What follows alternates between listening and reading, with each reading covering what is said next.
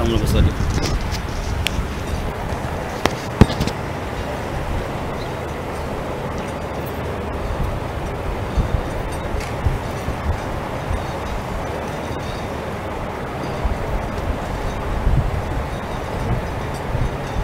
نحمده ونصلي على رسوله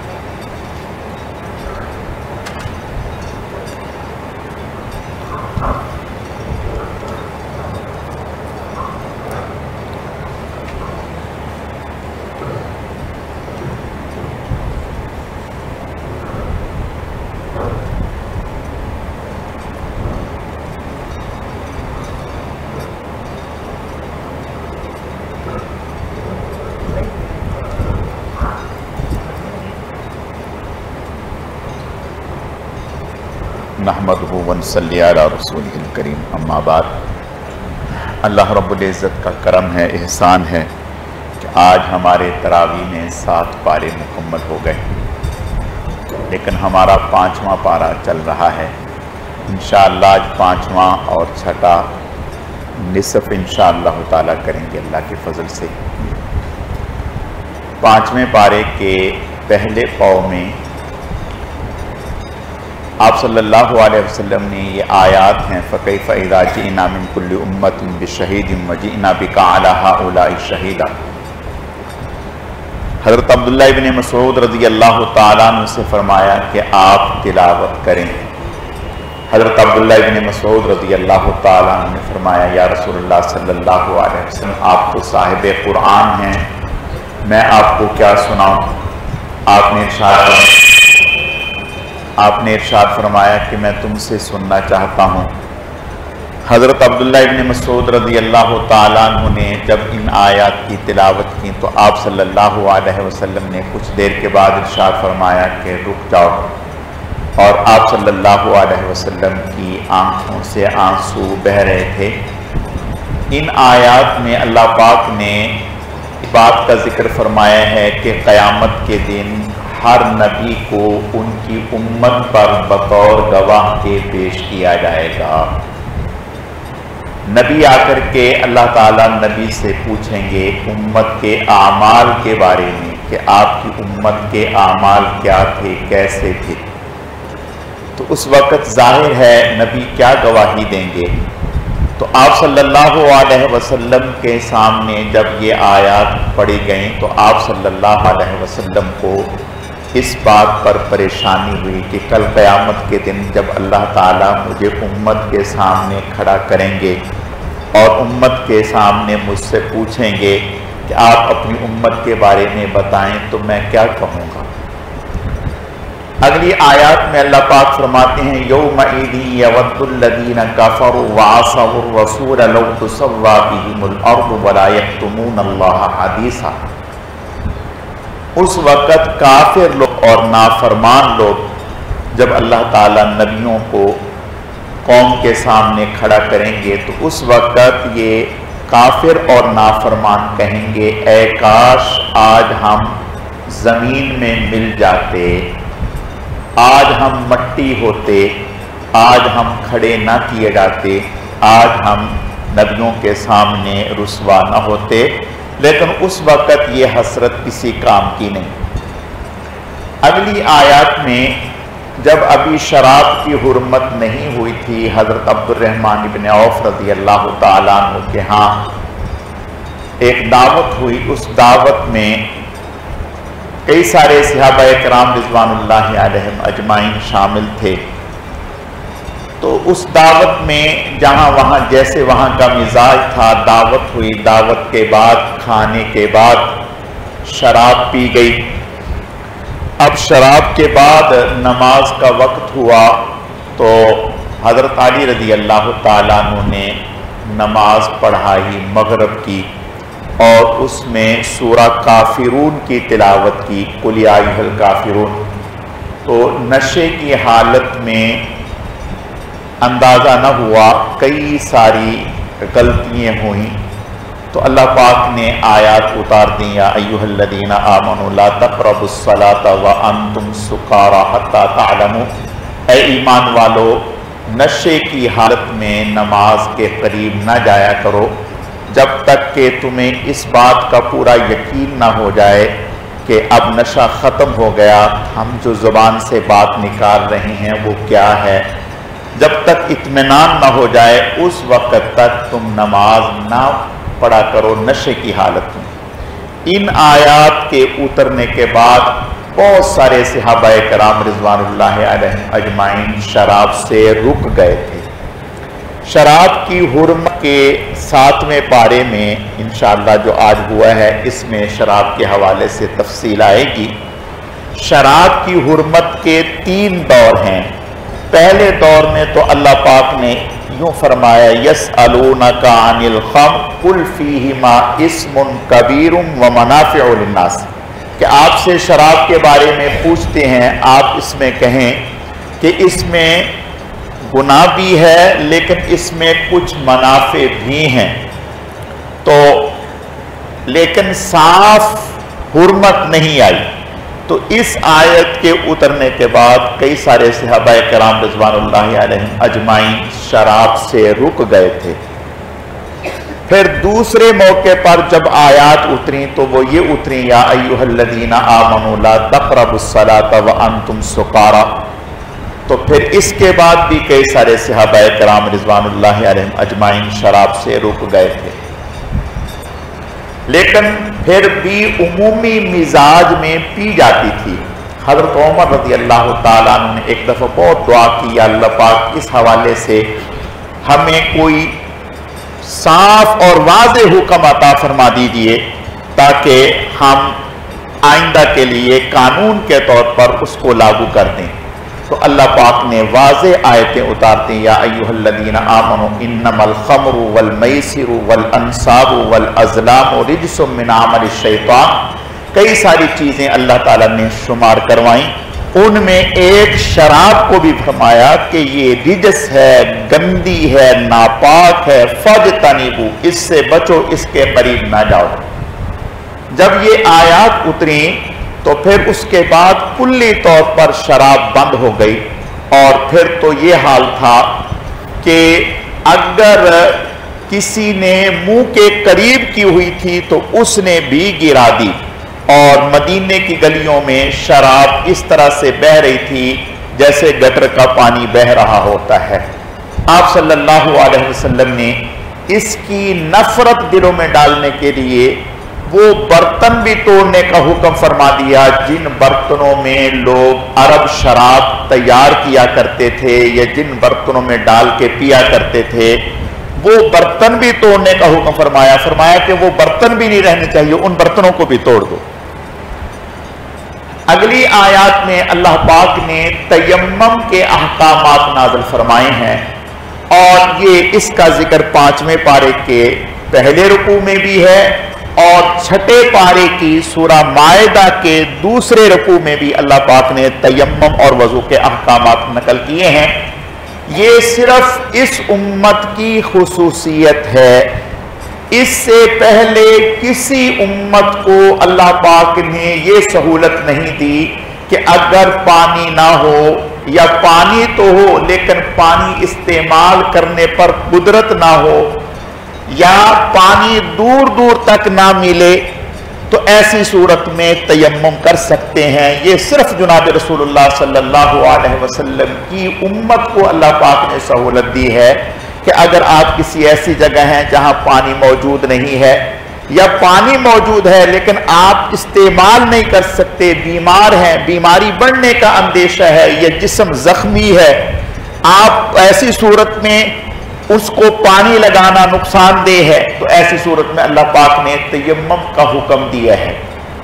حدیث شریف میں آتا ہے کہ آپ صلی اللہ علیہ وسلم سفر میں تھے، جہاد کے سفر میں، قبیلہ بنی مصطلق پر آپ کی جو ہے آپ کے غلبے کے لیے، جہاد کے لیے تشریف لے کے گئے ہوئے تھے، تو اس موقع پر اللہ پاک نے تیمم کے احکامات اتارے اور صورتحال ایسی پیش آ گئی کہ حضرت عائشہ صدیقہ رضی اللہ تعالی عنہا کا ہار گم ہو گیا، مل نہیں رہا۔ آپ حضرت عائشہ صدیقہ رضی اللہ تعالی عنہا نے حضور صلی اللہ علیہ وسلم سے کہا کہ میرا ہار جو ہے وہ نہیں مل رہا۔ آپ صلی اللہ علیہ وسلم نے صحابہ اکرام سے فرمایا کہ جب تک عائشہ کا ہار نہیں ملے گا اس وقت تک نہیں جائیں گے۔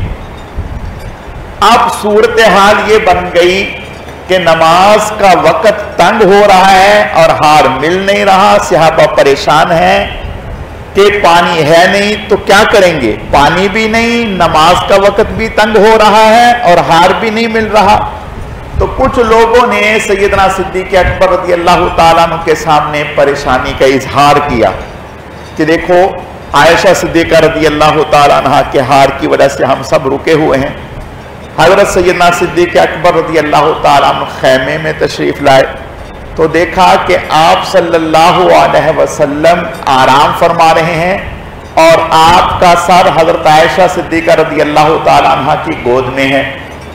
حضرت ابو بکر صدیق رضی اللہ تعالیٰ عنہ تشریف لائے اور سخت آنکھوں میں ہی ڈانٹا، حضرت عائشہ صدیقہ رضی اللہ تعالیٰ عنہ کو ڈانٹا کہ تمہاری وجہ سے سارا قافلہ رکا ہوا ہے اور نماز کا مسئلہ ہو گیا، حتیٰ کہ بہت زیادہ غصے میں آ کر کے انگلی جو ہے نا یوں ماری ان کی کوکھ میں، اور حضرت عائشہ صدیقہ رضی اللہ تعالیٰ عنہ نے بہت ضبط کا معاملہ کیا، حرکت نہیں کی کہ آپ صلی اللہ علیہ وسلم کے آرام میں خلل نہ آ جائے۔ تھوڑی دیر کے بعد آپ صلی اللہ علیہ وسلم اٹھے، جب آپ اٹھے تو مسکراتے ہوئے حضرت جبرائیل علیہ السلام تشریف لے آئے۔ حضرت جبرائیل علیہ السلام نے آیتیں اتار دیں، یا ایھا الذین آمنوا اذا قمتم الی الصلاۃ فاغسلوا وجوہکم وایدیکم الی المرافق وامسحوا برؤوسکم وَإِن كُنتُمْ جُنُبًا فَاطَّهَّرُوا وَإِن كُنتُمْ مَرْضَىٰ أَوْ عَلَىٰ سَفَرٍ أَوْ جَاءَ أَحَدٌ مِّنكُم مِّنَ الْغَائِطِ أَوْ لَامَسْتُمُ النِّسَاءَ فَلَمْ تَجِدُوا مَاءً فَتَيَمَّمُوا صَعِيدًا طَيِّبًا فَامْسَحُوا بِوُجُوهِكُمْ وَأَيْدِيكُمْ مِنْهُ۔ بس جب یہ آیتیں اتریں اب تو صحابہ کرام کی خوشی کی کوئی انتہا نہ تھی، اور حضرت ابو بکر صدیق رضی اللہ تعالیٰ عنہ کو مبارکباد دے رہے تھے اور کہہ رہے تھے کہ جب بھی آپ پر یا آپ کے خاندان پر کوئی پریشانی آئی تو اللہ نے اس میں امت کے لیے خیریں ظاہر فرما دی۔ پہلے پریشانی آئی، حضرت عائشہ صدیقہ رضی اللہ تعالیٰ عنہ پر الزام لگا تو اللہ نے امت کے لیے خیریں ظاہر فرما دی، قانون دے دیے اور قرآن دے دیا۔ اب یہ مسئلہ ہوا تو اللہ پاک نے امت کے لیے اتنی بڑی خیر ظاہر فرما دی کہ پانی نہ ہو یا پانی پر قدرت نہ ہو تو تیمم کر لیں۔ خیر، تو اللہ پاک نے تیمم کا طریقہ، تیمم میں 3 چیزیں فرض ہیں۔ ایک تو نیت کرنا، یعنی ابتداءً سب سے پہلے ہم یہ نیت کریں گے۔ دیکھیں وضو میں نیت فرض نہیں ہے، اس لیے کہ وضو کی ذات میں تطہیر ہے، وضو کی ذات میں پاک کرنا ہے۔ مٹی میں پاک کرنے کا مادہ ہے نہیں، اللہ نے مٹی میں یہ چیز نہیں رکھی، یہ چیز پانی میں رکھی ہے۔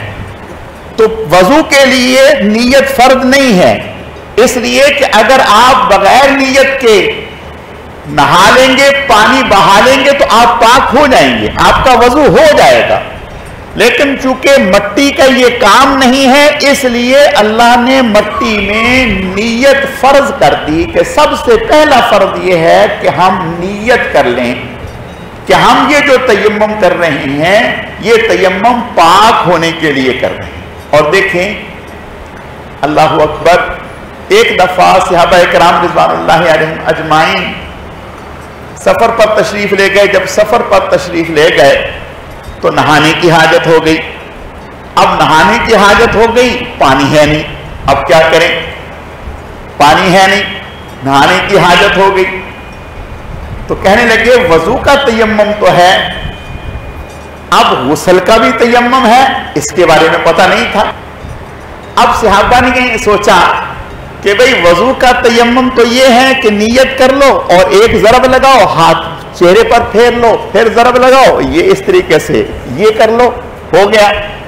اب غسل تو صحابی نے कपड़े उतारे और नीचे कुछ बांध लिया, और बांधने के बाद इधर से उधर उधर से इधर लोट पोट होए मट्टी में, और समझे कि भाई गुस्ल का कायम मकाम हो गया। चूंकि वो वजू कायम मकाम था तयम्मुम, तो अब गुस्ल का कायम मकाम ये हो गया, तो लिहाजा वो खैर। दूसरे ने ऐसा नहीं किया, आप सल्लल्लाहु अलैहि वसल्लम की खिदमत में तशरीफ लाए और आकर के कहा, या रसूलुल्लाह सल्लल्लाहु अलैहि वसल्लम, हमें तो इस तरह से जरूरत पेश आ गई, तो पानी था नहीं, तो हमने सोचा कि तयम्मुम तो वजू के लिए है, नहाने की जगह पर तो है नहीं, तो हमने सोचा जब अल्लाह ने वजू की जगह पर तयम्मुम दे दिया, तो नहाने की जगह पर यह है कि हमने कपड़े उतार के जमीन पे लोटपोट हो गए। आप सल्लल्लाहु अलैहि वसल्लम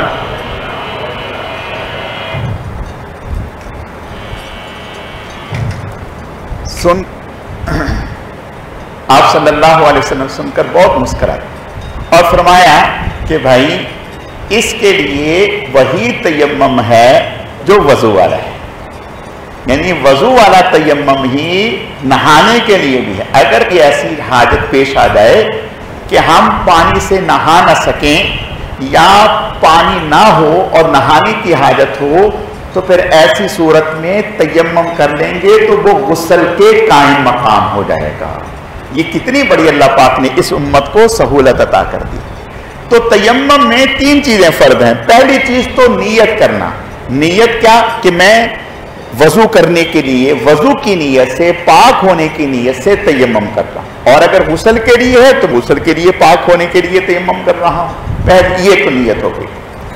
और दूसरी चीज जो फर्ज है वो ये कि अपने दोनों हाथ यूं मट्टी पर मारकर, अगर मट्टी नहीं है, मट्टी के ढेले हैं, उनके ऊपर यूं हाथ मार दें। और अगर आप चाहते हैं कोई ऐसा मरीज है कि जिसको मुस्तकिल तयम्मुम की जरूरत पड़ती है बार बार, तो ऐसा कर सकते हैं कि थैलियों में, कपड़े की थैलियों में मट्टी भरकर उनके ऊपर यूं हाथ मारेंगे तो उसमें से मट्टी उड़ेगी, यही काफी है।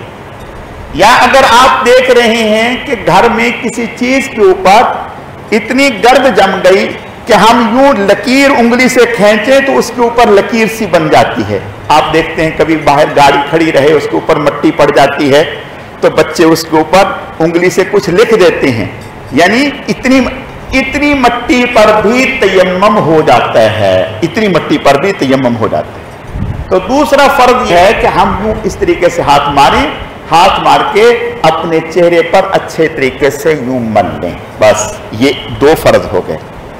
लेकिन अगर हमने मट्टी के ऊपर हाथ मारे हैं और मट्टी हमारे हाथों को खांसी लग गई है, तो फिर ऐसी सूरत में इस तरह से मट्टी को झाड़ लें और फिर अपने चेहरे के ऊपर यूं हाथ फेर लें। और तीसरा फर्ज जो है वो ये है कि यूं हाथ मारकर जमीन पर, ये पहले दायां यहां से यूं,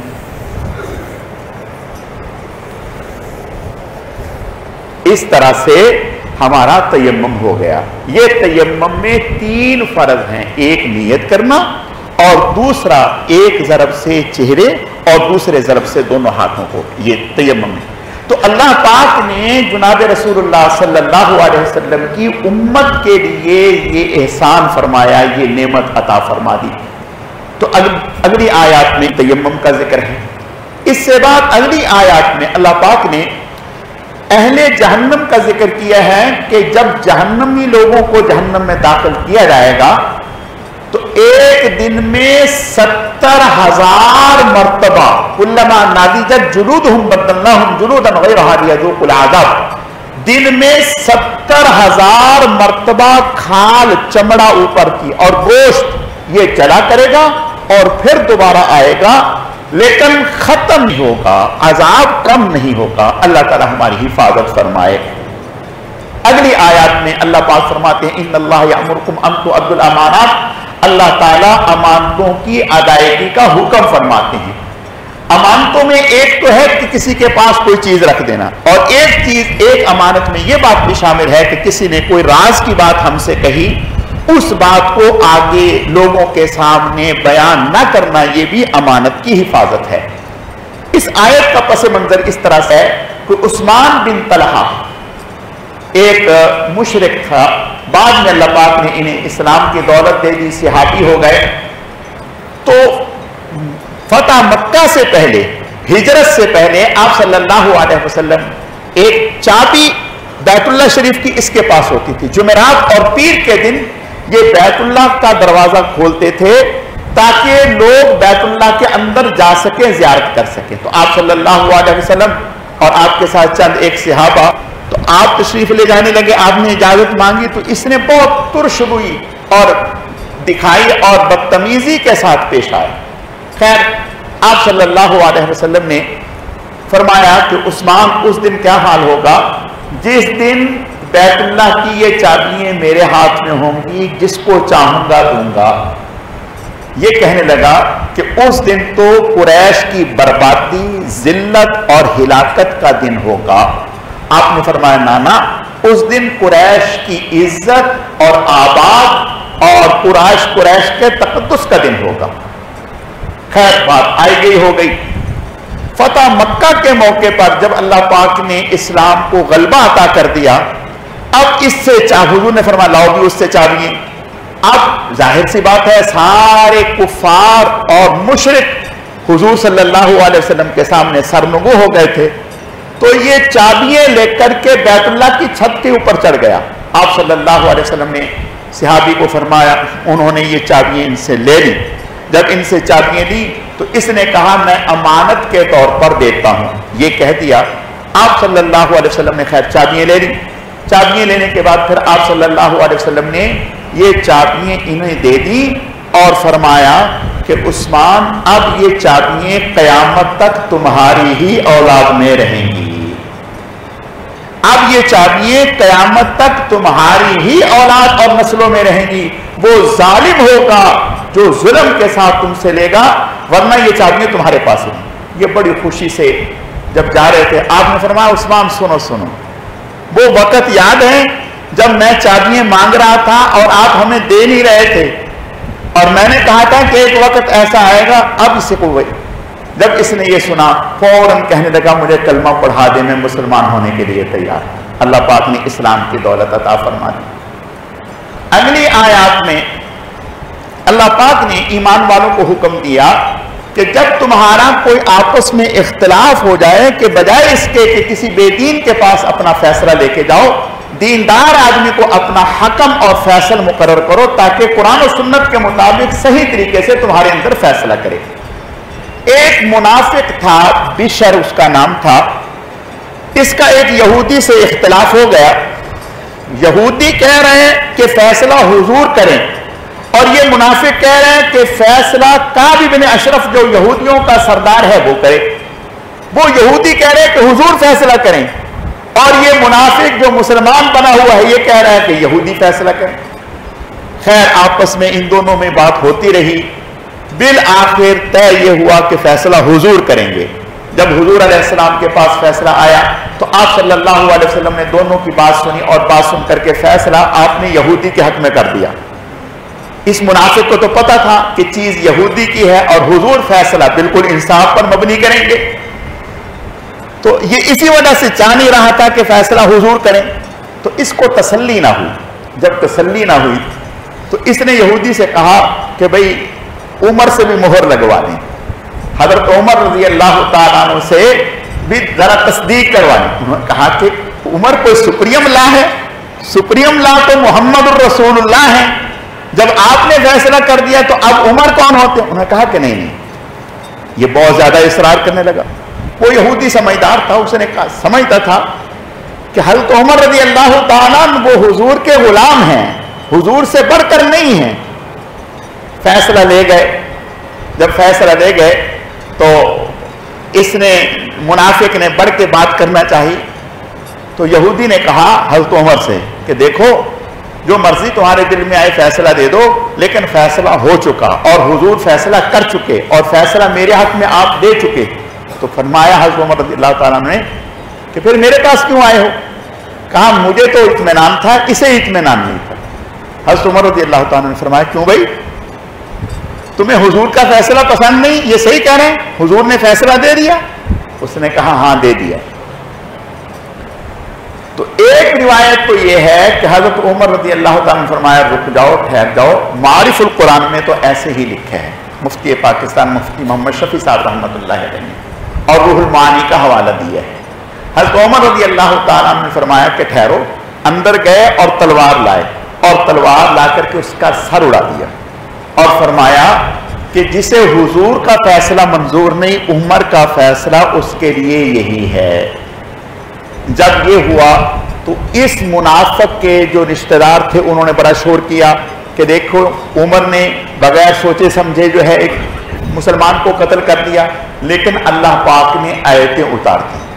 الم تر الی الذین یزعمون انہم آمنوا بما انزل الیک وما انزل من قبلک یریدون ان یتحاکموا الی الطاغوت وقد امروا ان یکفروا به ویرید الشیطان ان یضلهم ضلالا بعیدا وَإِذَا قِيلَ لَهُمْ تَعَالَوْا إِلَىٰ مَا أَنزَلَ اللَّهُ وَإِلَى الرَّسُولِ رَأَيْتَ الْمُنَافِقِينَ يَصُدُّونَ عَنْكَ صُدُودًا، جب کہا جاتا ہے کہ فیصلہ لے کے آؤ اللہ اور اس کے رسول کی طرف، تو منافق کو آپ دیکھتے ہیں کہ وہ فیصلہ اللہ اور اس کے رسول کی طرف لانے سے رکتے ہیں، ہٹتے ہیں۔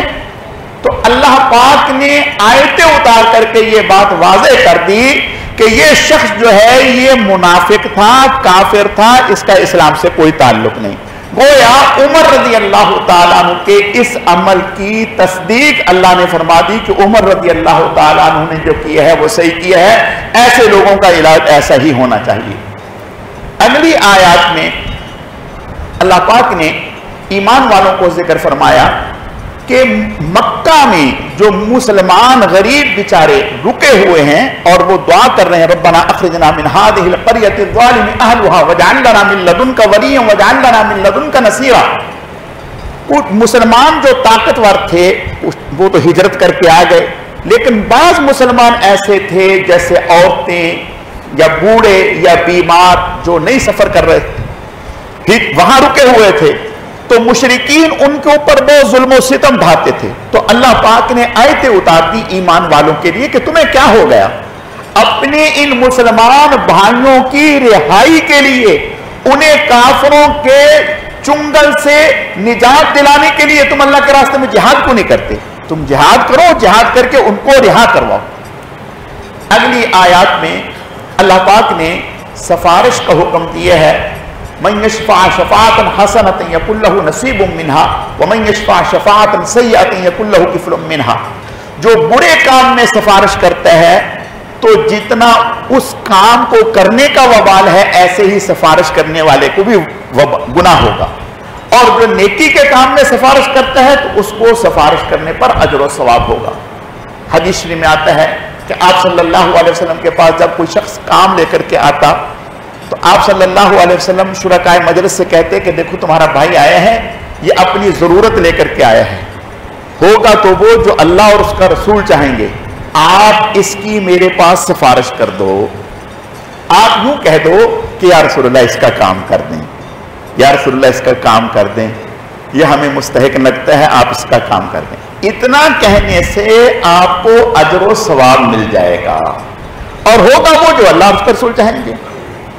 لیکن سفارش کا مسئلہ یہ ہے کہ سفارش کہتے ہیں کہ ہاں ایسے شخص کی سفارش کی جائے جس کو ہم دیانتاً اس کام کا اہل سمجھتے ہوں، یعنی اس کام کا ہم اہل سمجھتے ہوں، تو پھر ہم اس کی سفارش کر دیں، اور سفارش اس انداز سے کریں کہ جس کے پاس سفارش کے لیے بھیج رہے ہیں اسے ہم کہیں کہ بھئی یہ جو شخص موصوف آ رہے ہیں میری نظر میں یہ اس کام کی اہلیت رکھتے ہیں، اگر آپ مناسب سمجھتے ہیں تو یہ کام اس کا کر دیں۔ اب اگر وہ کر دے تو بہت اچھی بات ہے، نہ کرے تو اس کے اوپر ناراض نہیں ہونا چاہیے۔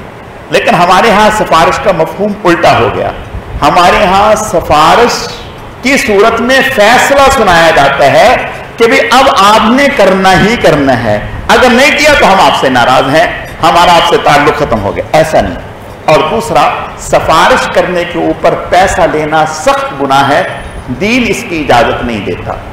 اگلی آیات میں قتل کی اقسام بیان کی ہیں کہ 4 طرح کے قتل ہیں، اور ان کی دیت اور ان کے قصاص کے احکامات بیان کیے ہیں۔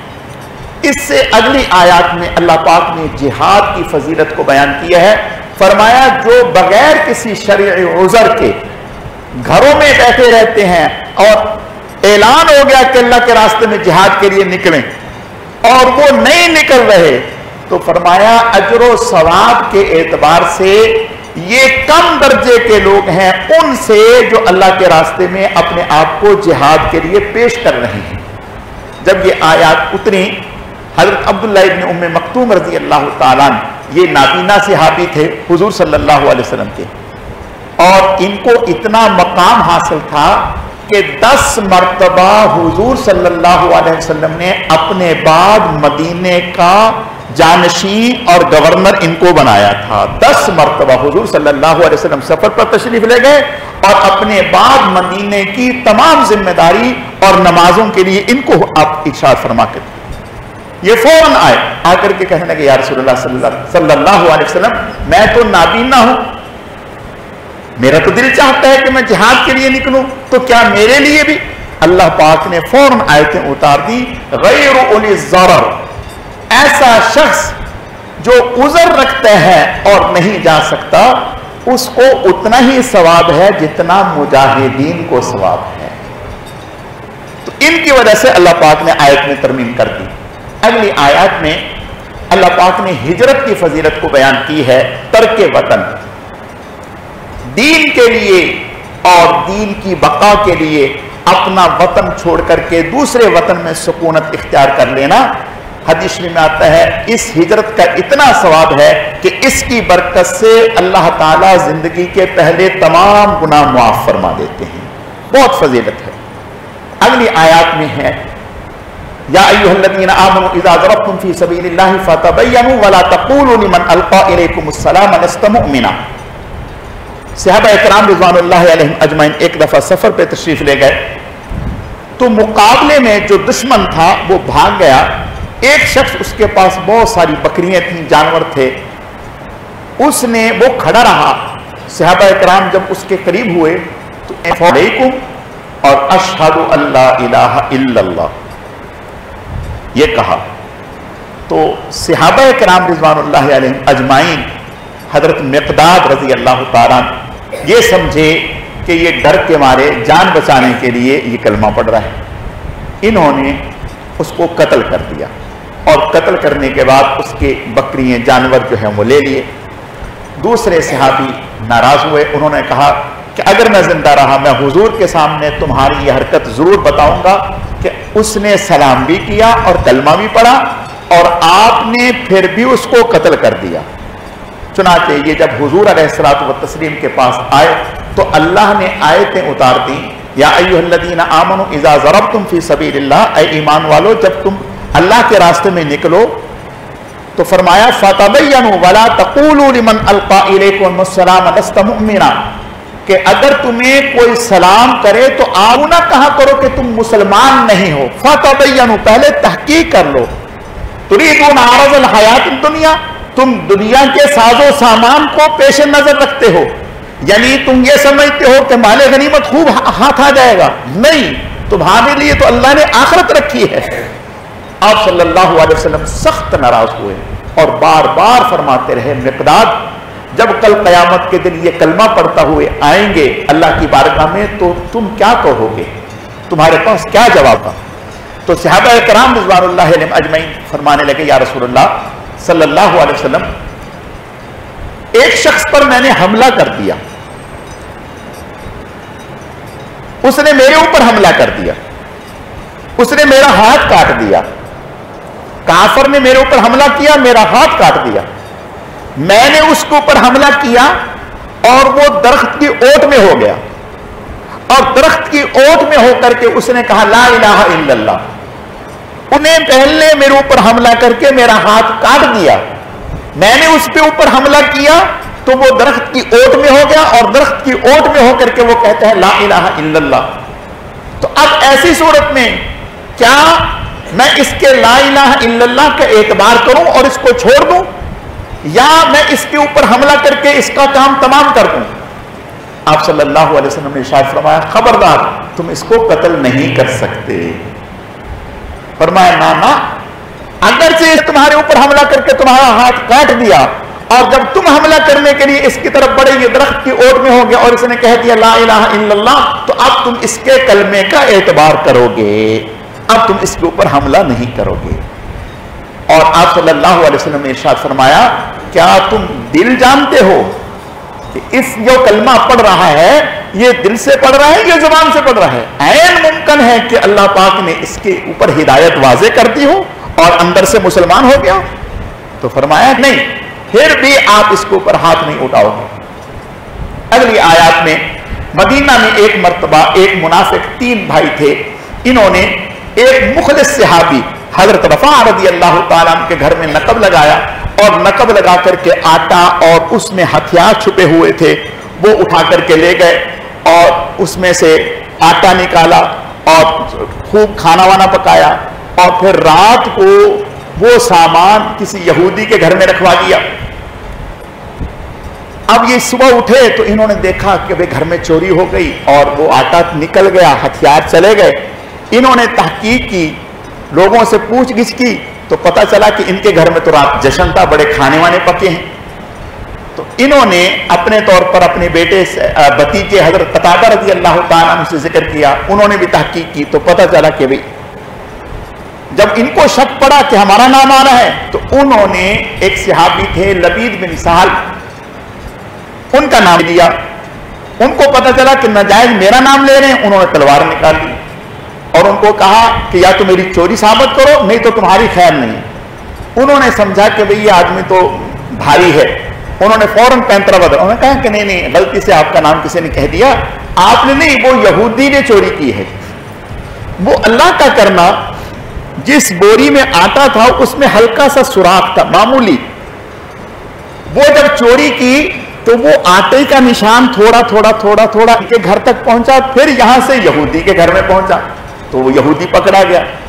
اس کے گھر سے اس نے یہودی نے کہہ دیا، اچھا ادھر انہوں نے جنہوں نے چوری کی تھی انہوں نے حرکت یہ کی کہ کچھ مخلص صحابہ کو کچھ اور لوگوں کو ملا کر کے حضور صلی اللہ علیہ وسلم کی خدمت میں ایک وفد بھیج دیا کہ حضرت رفاع اور ان کے بھتیجے قتادہ ناحق ہمارے اوپر الزام لگا رہے ہیں جبکہ چوری تو یہودی ہے۔ آپ صلی اللہ علیہ وسلم ان کی باتوں سے متاثر ہو گئے، آپ سمجھے کہ یہ صحیح کہہ رہے ہیں۔ چنانچہ آپ صلی اللہ علیہ وسلم کے سامنے حضرت قتادہ گئے، آپ نے ان کو ڈانٹ دیا کہ تم ناحق ان کے اوپر الزام لگاتے ہو۔ اب یہ بڑے پریشان، خیر اللہ پاک نے آیتیں اتار دی۔ جب اللہ پاک نے آیتیں اتار دی وَلَا تَكُنْ لِلْخَائِنِينَ خَصِيمًا وَاسْتَغْفِرِ اللَّهَ إِنَّ اللَّهَ كَانَ غَفُورًا رَحِيمًا وَلَا تُجَادِلْ عَنِ الَّذِينَ يَخْتَانُونَ أَنفُسَهُمْ إِنَّ اللَّهَ لَا يُحِبُّ مَنْ كَانَ خَوَّانًا أَثِيمًا۔ اللہ پاک نے فرمایا کہ آج تو ان کی طرف سے کوئی جھگڑ رہا ہے، کل قیامت کے دن اللہ کے سامنے ان کے طرف سے کون جھگڑے گا؟ انہوں نے چوری کی ہے تو ان کا اللہ، اور دوسری جگہ فرمایا وَلَوْلَا فَضْلُ اللَّهِ عَلَيْكَ وَرَحْمَتُهُ لَهَمَّتْ طَائِفَةٌ مِّنْهُمْ۔ حضور سے فرمایا کہ اگر اللہ کا آپ پر فضل اور کرم اور احسان نہ ہوتا تو ان بدبختوں نے تو کوئی کسر نہیں چھوڑی تھی آپ کو پھسلانے میں۔ ڈنڈے کے ذریعے سے آپ کا ذہن یہ بنا ہی دیا تھا کہ ہم نے چوری نہیں کی ہے، ایک غلط بات آپ کے دل میں ڈال ہی دی تھی۔ یہ تو اللہ کا فضل ہو گیا آپ پر کہ اللہ پاک نے پورا معاملہ آپ پر واضح کر دیا۔ اور دوسرے صحابہ کرام کو اللہ پاک نے تنبیہ فرمائی کہ بغیر کسی تحقیق کے کسی کی طرف سے وکیل صفائی نہیں بننا چاہیے۔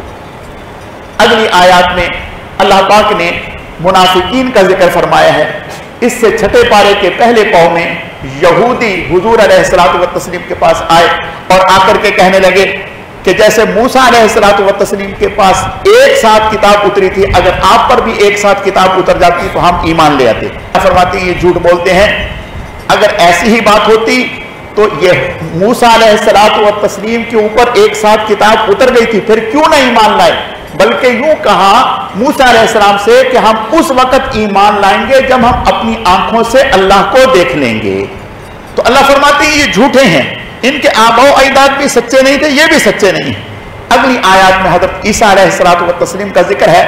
عیسیٰ علیہ الصلوۃ والتسلیم کو یہودیوں نے ان پر حملہ کرنا چاہا اور ایک باقی یہودیوں نے محاصرہ کر لیا۔ ایک یہودی حضرت عیسیٰ علیہ الصلوۃ والتسلیم کے مکان میں گھس گیا، اور جب مکان میں داخل ہو گیا تو حضرت عیسیٰ علیہ الصلوۃ والتسلیم اکیلے تھے. اللہ پاک نے حضرت عیسیٰ علیہ الصلوۃ والتسلیم کو زندہ آسمانوں پر اٹھا لیا. اور یہ جو یہودی تھا اس کو حضرت عیسیٰ علیہ الصلوۃ والتسلیم کی شباہت دے دی گئی. یہودیوں نے پہلے انتظار کیا, جب نہ نکلا ان کا ساتھی تو سب یہودیوں نے ہلہ بول دیا.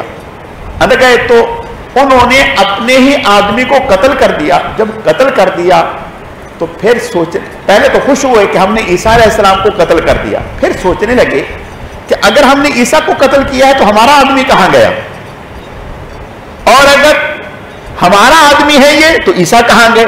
تو اللہ پاک قرآن پاک میں فرماتے ہیں وَمَا قَتَلُوهُ وَمَا صَلَبُوهُ وَلَكِنْ شُبِّهَ لَهُمْ.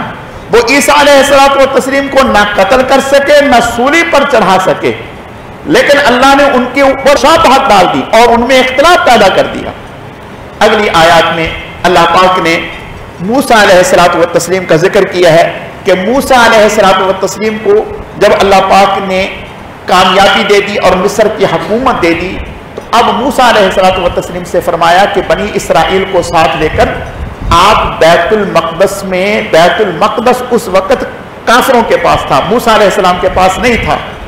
تو اللہ پاک نے موسیٰ علیہ السلام سے فرمایا اپنے قوم کو ساتھ لے کر کے وہاں جائیں تو اللہ تعالیٰ تمہارے جانے کی برکت سے تمہیں کامیابی دے دیں گے اور وہ مغلوب ہو جائیں گے. یہ لوگ جب موسیٰ علیہ السلام کے ساتھ آئے تو آ کر کے کہنے لگے موسیٰ علیہ السلام ہم ڈر لگتا ہے کہ وہ قوم بڑی تکڑی ہے. تو حضرت موسیٰ علیہ السلام نے کچھ لوگوں کو 10-12 لوگوں کو بھیج دیا جا کے حالات کا جائزہ لے کے آئیں. جب حالات کا جائزہ لے کر کے اب وہ آئے انہوں نے ان سے لمبے لمبے قد اور طاقتور پہلے انہوں نے پکڑا, انہوں نے سوچا کہ ان کو قتل ہی کر دیں. پھر انہوں نے کہا کہ نہیں ان کو ڈرا دھمکا کے واپس کر دو. انہوں نے ڈرا دھمکا کے ان کو واپس کر دیا. یہ آئے تو بڑے ڈرے ہوئے. موسیٰ علیہ السلام نے کہا کہ بھئی کچھ نہیں, لوگوں کے سامنے بیان نہ کرنا. انہوں نے لوگوں کے سامنے جو ہے بتا دیا کہ وہ تو اتنے اونچے لمبے قد والے ہیں, ایسے طاقتور ہیں, فلاں ہیں فلاں ہیں. اب یہ جو موسیٰ علیہ السلام کی قوم کے لوگ تھے تو یہ ڈر کے بیٹھ کے کہنے لگے فَاذْهَبْ أَنْتَ وَرَبُّكَ فَقَاتِلَا إِنَّا هَاهُنَا قَاعِدُونَ. اے موسیٰ آپ اور آپ کا رب جائیں, آپ جا کے لڑ لیں, ہمارے بس کی بات کو نہیں. ہم اللہ پاک نے ایسی سزا دی کہ اس میدان میں 40 سال تک پڑے رہے, سارا دن نکلنے کی کوشش کرتے, شام تک تھک ہار کے پہنچ جاتے کنارے تک, اور جب رات ہوتی تو پھر وہیں پہنچے ہوتے جہاں سے صبح سفر شروع کیا تھا. 40 سال تک اسی حالت میں وہاں رہے. اور موسیٰ علیہ السلام اور حضرت ہارون علیہ السلام اللہ تعالیٰ کی طرف سے وقت کے ساتھ ان کے اوپر اللہ تعالیٰ کی طرف سے پیغام اجل آ گیا, موت واقع ہو گئی. اس کے بعد حضرت یوشع بن نون آئے, ان کے ساتھ مل کر کے پھر جب اس قوم نے نکلے جہاد کیا تو اللہ پاک نے ان کو کامیابی دے دی. اللہ رب العزت سمجھنے کی عمل کرنے کی توفیق عطا فرمائے. الحمدللہ رب العالمین والعاقبۃ للمتقین والصلاۃ والسلام علی سید المرسلین. اللہم صلی علی محمد النبی الامی وعلی آلہ واصحابہ وبارک وسلم وصلی علیہ رب اغفر وارحم وانت خیر الراحمین. اے اللہ جو کچھ کہا سنا گیا اپنی بارگاہ میں قبول فرما, کمی کوتاہیوں کو معاف فرما, اعمال میں اخلاص پیدا فرما, اپنی رضا نصیب فرما. اس ماہ مبارک کی پوری پوری خیر و برکتیں نصیب فرما. اے اللہ اس ماہ مبارک کی جو خیر و برکتیں آپ اپنے نیک اور محبوب بندوں کو عطا فرماتے ہیں وہ ہم سب کو عطا فرما. اے اللہ اس ماہ مبارک کی راتوں میں دنوں میں آپ کی طرف سے لاکھوں انسانوں کی مغفرت کے فیصلے ہوتے ہیں. اے اللہ ان میں ہم سب کو, ہمارے والدین کو, پوری امت مسلمہ کو شامل فرما. اے اللہ ہم سب کو لیلۃ القدر کی سعادتیں, برکتیں, رحمتیں نصیب فرما. یا اللہ پاک جو بیمار ہیں انہیں صحت و تندرستی عطا فرما. بھائی عبدالستار صاحب بیمار ہیں اور جتنے بھی لوگ بیمار ہیں, جن کے نام یاد ہیں جن کے نام یاد نہیں ہیں, اے اللہ سب کو صحت و تندرستی عطا فرما. اللہم صلی علی محمد کما تحب و ترضى له. سبحان ربک رب العزت عما یصفون وسلام علی المرسلین والحمد للہ رب العالمین برحمتک یا ارحم الراحمین. آمین.